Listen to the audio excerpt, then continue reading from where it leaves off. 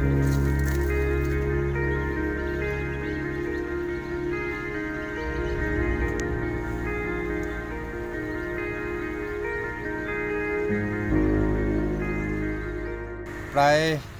7-8 বিঘা মাটিত বৰ্তমান এই কল আৰু অমিতা লগাই থৈছোঁ। বাকী অন্য খেতি আছে, সেইবিলাক ধৰক সৰিয়হ আছে। সৰিয়হ কমচে কম 60-70 বিঘামানত আছে। ধান খেতি আছে তেনেকৈ 60-70 বিঘামান। বাকী অন্য ৰবি শস্যও আছে, ধৰক ৰঙালাও জাতীয়। মই একচুৱেলি বহুত দিন বাহিৰত কৰ্মসূত্ৰে আছিলোঁ, যিহেতু মই ফৌজত আছিলোঁ BSF-ত। তাত থাকোঁতে মই অনেক জেগা ঘূৰি মেলি তাত অন্য বাহিৰৰ খেতিবিলাক দেখি তাত ধৰক মই আহি ইয়াত কৰাৰ চেষ্টা কৰিছোঁ অলপমান। কৃষিখণ্ডত জড়িত হ'লোঁ মানে মই ধৰক আমি একচুৱেলি আগতেও কৃষিৰ লগতেই আছিলোঁ, যোৱাৰ আগতেও, আৰু তাত গৈও দেখিলোঁ মানে কৃষিত মানুহে বহুত লাভান্বিত মানে হৈছে।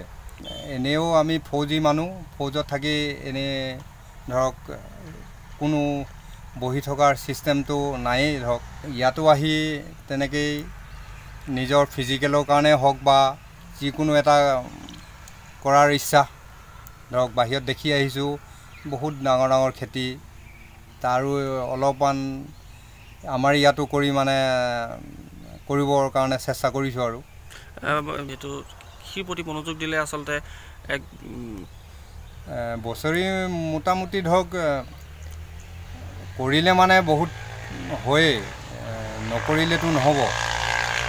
আমি এতিয়া কমচে কম 15-20 লাখৰ ভিতৰত ইনকম হয় আমাৰ বছৰেকত খেতিত। এতিয়া চাওক, আমি এতিয়া চাকৰি, মই একচুৱেলি ভলণ্টিয়াৰ আহিলোঁ। আহি পিনি ইয়াত বাহিৰত দেখি আহি ইয়াত অলপমান ইয়াতো যাতে সেইটো কৰিব পাৰোঁ, কৰিবলৈ চেষ্টা কৰিছোঁ। আৰু ইয়াত আহি কৰিলে ধৰক কিমান লাভৱান হ'ব পাৰি, আমাকে দেখি আৰু 10জনে যাতে কৰে সেইটোকো আমি চাইছোঁ।